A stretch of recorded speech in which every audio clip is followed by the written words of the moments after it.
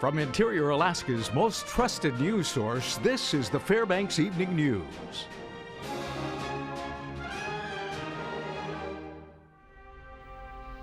Good evening and thank you for joining us. Our top story, there was a major traffic tie-up late this afternoon because of a wreck. It happened late this afternoon at mile 361 of the Richardson Highway. That's at the intersection of the Rich and Mitchell Expressway. The initial report was that a vehicle had rolled onto its top and that people were trapped inside. Police closed the Mitchell southbound onto the Rich because of the accident. It was reopened at about 5:15 p.m. Investigation of the crash is continuing. Trial for the group of men known as the Fbx Four continued until this evening in Fairbanks Superior Court. Lawyers for the petitioners have called multiple witnesses in order to help corroborate not only their client's innocence, but to prove that another group of men are responsible for the Hartman murder. On the stand today was Dr. Jeffrey Loftus, who testified in an earlier trial. He says it was impossible for eyewitness Arlo Olson to ID the four men in an assault earlier on the eve of the murder. It was his statements that helped to convict the men. So far, two investigators, both employed by the state to investigate the 1997 Hartman murder, have testified. In a twist to many in the courthouse, the pair said they discounted not only witness testimony, but the police work in the case in total. One of the investigators critiqued what he called an interrogation of a very intoxicated Eugene Vent that later resulted in a confession to the murder. Is it your understanding that the Fairbanks Police Department follows the same or similar standards as to what you taught to your? Apparently not, based on what I saw. You'd be talking in the past tense, like there'd been a previous conversation, and then the recorder was turned on. Is there a record of the Torquato memorandum or the call with Captain McNair in the police record that you saw? No. To see this particular emails, we requested to see it, but Ms. Bachman refused to share it with us. Another witness took to the stand later in the afternoon in order to testify he was with two of the four men around the time of the murder. In the original trials, his testimony was discredited, and this afternoon he told attorneys he was afraid of the police during the initial questioning in 1997. Trial will continue tomorrow morning. A Fairbanks man accused of sexually assaulting a teenage girl was in Superior Court this afternoon. 21-year-old Thomas Mayfield is charged with second-degree sexual assault, harassment, and violating conditions of release. He entered not guilty pleas today and a trial was ordered. According to charging documents, on September 27th, Mayfield molested a 14-year-old girl while inside the Regal Cinema Theater. Almost all paving operations for the Cushman Complete Street project are finished, according to construction officials. Project engineer Robert Pristash with the City of Fairbanks says Cushman Street could be open to northbound traffic in about 2 weeks. Pristash says contractors are working on sidewalk paving and roadside maintenance through the end of the month. Cross streets through Cushman could be opened sooner if construction is unhindered by inclement weather. Once finished next year, the Cushman Complete Street project will be a signature street in downtown with 3 lanes of traffic, tourists, signing, and extended sidewalks. Construction crews plan to have striping finished this Thursday. But all in all, following a path that allowed us to put the curb and gutter down, allowed us to do the main line paving, then the side streets, get as much done as we can done that's weather dependent, I think it got us to a point where we wish we could have got it all done, but I think we are fairly far ahead. We're in a position that I don't think we could have done much better. And when we come back, the Breast Cancer Detection Center is gearing up for another fundraiser tomorrow. We'll tell you who and where. Also, Senator Lisa Murkowski was in town today at a local elementary school for a very special event that will be affecting many in the state. Those stories and more when we return. Stay with us. And welcome back. The Banks Ale House is hosting a fundraiser supporting Breast Cancer Detection Center of Alaska tomorrow. The fundraiser and auction kicks off tomorrow at 6 p.m. and is to raise awareness and funds for the BCDCA. Adult beverages will be available and there will be beer tasting provided by the Alaska Brewing Company. There will be a live and silent auction, games, and a custom t-shirt for sale. You can pre-order tickets for $25 and 100% of the proceeds go to the Breast Cancer Detection Center of Alaska. Both my wife's side of the family and my side of the family both had an issue with cancer, and so it's something that we're wanting to be able to do what we can to help the Breast Cancer Detection Center, and we felt by hosting our own event, I know they do a wonderful job with the gala, and they get a lot of support with that, but this is a way that we personally are trying to contribute to them. The Alaska State Chamber of Commerce is holding its 2015 Fall Events meeting here in Fairbanks. It began yesterday and wraps up on Wednesday with the theme of Renovate, Innovate, Repeat. Chairman and CEO of Alaska Air Group, Brad Tilden, was the keynote lunch speaker today. He gave an overview of the company that employs 1,800 Alaskans and serves as the primary carrier for those traveling out of Alaska, as well as to several outlying areas within the 49th state. Alaska Governor Bill Walker spoke this afternoon on the state's fiscal situation. He did speak on the upcoming special session of the state legislature that he called last month. Walker says the two key issues will be the buyout of TransCanada to give the state more of a share in a producer-backed natural gas pipeline project in Alaska, and legislation that will include a natural gas reserves tax. Producers and some Republican lawmakers have been critical of the proposed tax. What the reserves tax basically says is you don't have to build a gas line. You don't have to be an owner, you don't have to invest, but the gas has to go into the project. You know, the gas can't go back on the ground again. So my concern is if one of the companies steps away and says, you know what, we're not going to be involved in the project, and the gas that we control is going to stay in the ground. We can't have that. Either it's going to be in the project. Either sell it to wellhead, put it in the pipe, sell it to market.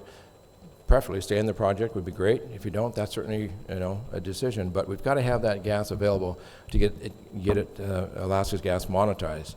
So that's what that's about. There's the exemptions we provide that you commit to the gas to a project, you don't get taxed. It's pretty simple. Senator Lisa Murkowski paid a visit to Hunter Elementary School to raise awareness for after-school activities in Alaska.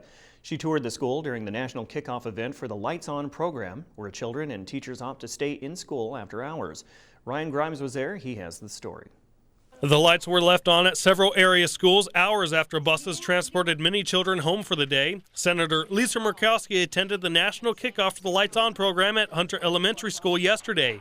Teachers and students led Murkowski to classrooms where kids practiced Rube Goldberg devices, learning electronics, and also creating art. After School Alliance Executive Director Jody Grant says 45,000 more children in Alaska would participate in programs just like Lights On after school. And the problem is we just don't have as many as we need, and we don't have the resources to provide them.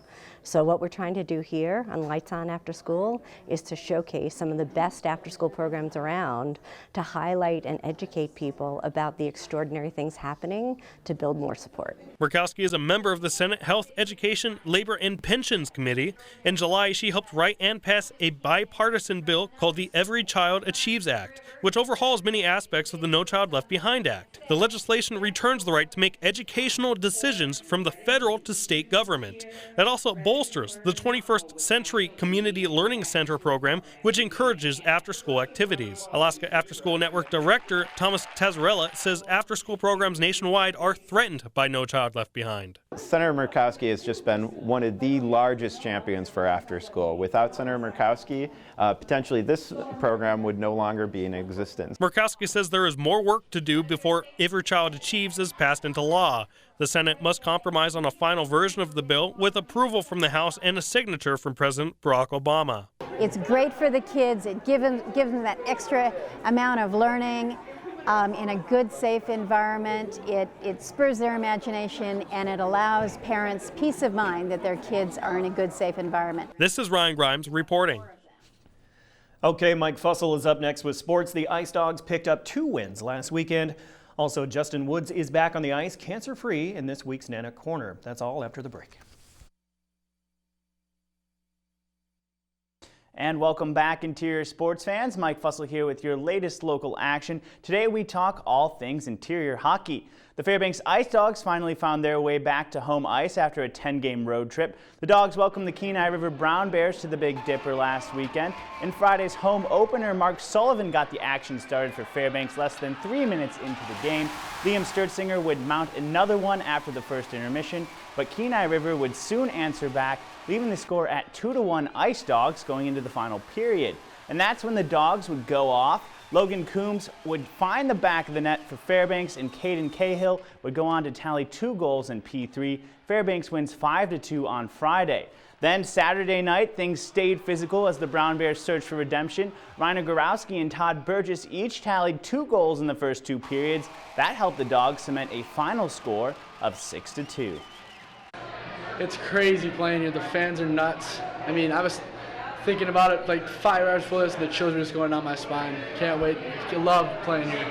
It's kind of a tale of 3 different periods for us. So I think guys found out that once they got the puck inside the dots, they became more effective offensive players in the 3rd period, and that was the difference for us.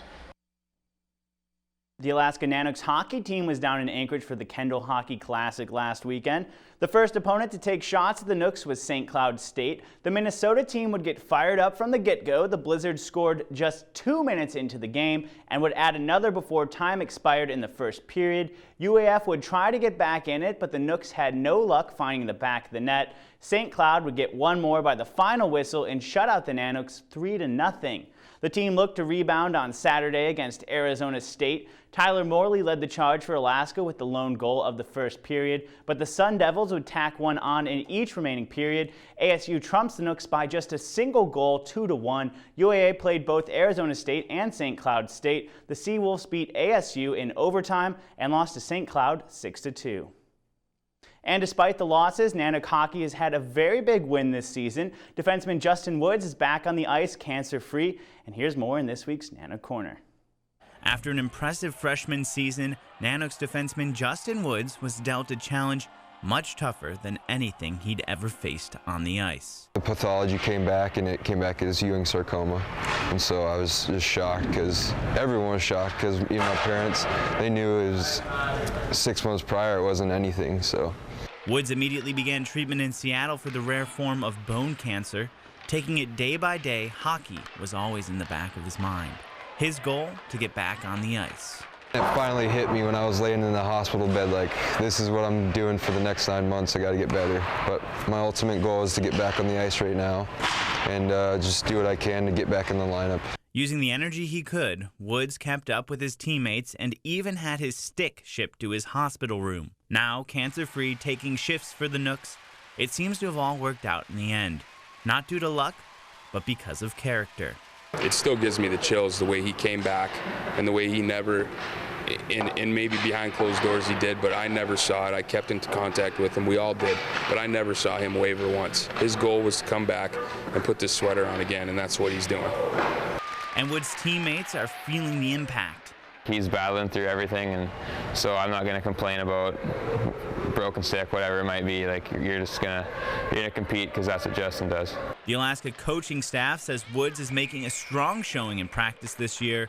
Woods says he just wants to pick up right where he left off. It was tough just to think about the what ifs. What if it came back? What if I'm not cancer-free? But like, overall, I thought to myself, like, I'm going to be cancer-free, I'm going to do it. And once I finally heard that news, it was like a weight is just lifted off my shoulder, like, just, thank you so much. Like, if I can get back to my friends, my family, teammates, and just, like, start my life and resume my life. Reporting from the Carlson Center, I'm Mike Fussell.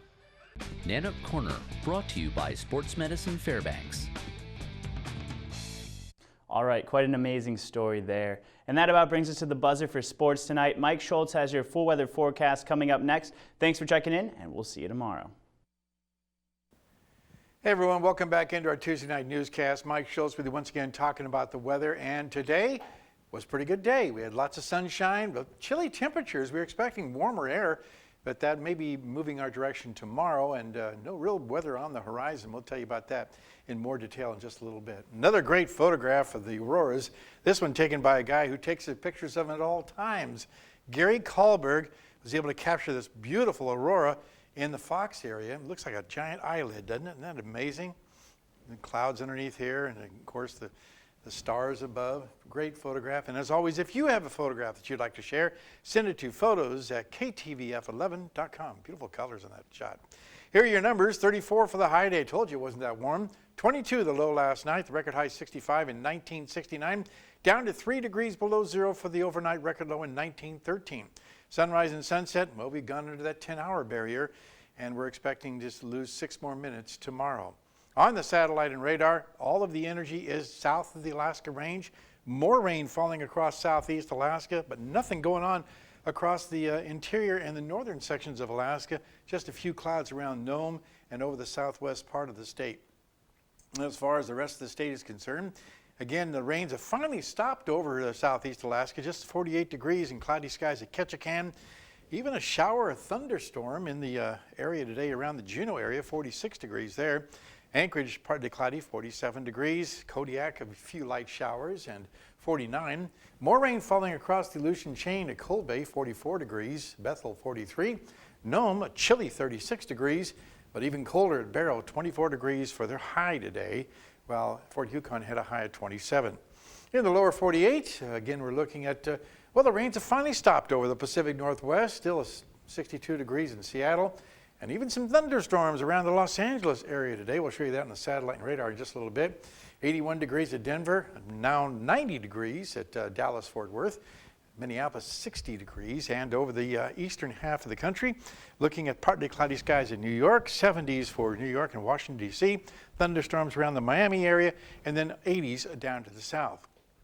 This area of low pressure you're watching the last couple of days, still moving across the Great Lakes, and that's helping to bring the showers over the northeast, but the rest of the country, boy, not a whole lot going on until you get around the Southern California area. This area of low pressure here is spinning around, helping to generate a few showers and thunderstorms, and still some moisture ready to move back onto the Seattle area for more rainfall there. Now, as far as what lies ahead over the deep south, hot weather, 10 to 15 degrees above normal, little or no rainfall and low humidities, and that's going to continue because the jet stream is way up to the north, allowing all that warm air to come up from the south. Just the opposite over the northeast, cool, wet, even maybe some mixed precipitation in the forecast. Well, it's time once again for our kids' weather. And this week we're talking with the kids from Crawford Elementary School. Here's a young man with a really good picture about a weather phenomena he was part of. So when I was about 6 months old, my family saw that in the forecast, Hurricane Ivan was supposed to hit Florida. And so we left Tyndall Air Force Base and we came to my mom's parents' house, which is in Excel, which is by Mobile, Alabama. And it turns out Hurricane Ivan was way worse in Alabama than it was in Florida. And we were stuck there, and in this picture, this is my house. This is my mom's parents' house with everyone inside it, and there's... I like where his grandma says, "Get back here." Again, thanks to Mount McKinley Bank for sponsoring our kids' weather each night. And tomorrow night, a young lady will be here asking a question about ice fog. We want to talk about that already? Okay, we're going to. Anyway, thanks again to Mount McKinley Bank. And as far as our forecast is concerned for the northern section, snow showers for Barrow, partly cloudy skies at Nome, and mostly cloudy skies in Fort Yukon. Here in the interior, a little mixed bag of weather, a few flurries for Fairbanks, mostly cloudy skies for Healy, and some isolated mixed rain and snow showers for the Delta Junction region. Over southeast Alaska, showers for Juneau, but just cloudy skies in Ketchikan. While out to the southwest, it looks like rain developing in Cold Bay, scattered showers for Kodiak, and mostly cloudy skies in Bethel. And over the south central regions, showers expected in the Anchorage Bull and also at Valdez with just partly cloudy skies at Homer.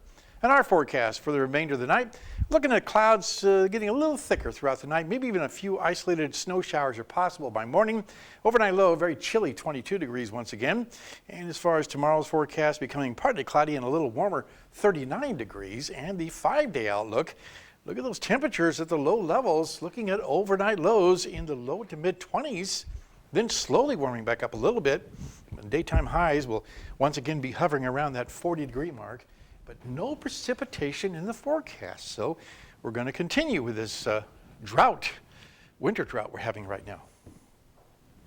Very interesting. I've never seen it like this. So usually there's some amount of snowfall on the ground, right? Yeah. Interesting. Yeah. The bad thing about it is it's getting cold in the lower levels of the dirt, the earth. Right. So, which means we need a really good thermal layer of snow to keep it from freezing. Insulate. Right. Yeah, definitely. It's a little nervous there. Gotcha. All right. Thanks, Mike. All right. That will wrap up this edition of the Fairbanks Evening News. We are glad you could join us. Well, tonight on NBC Nightly News, there's a report out today that a Russian-made missile brought down a passenger plane earlier this year.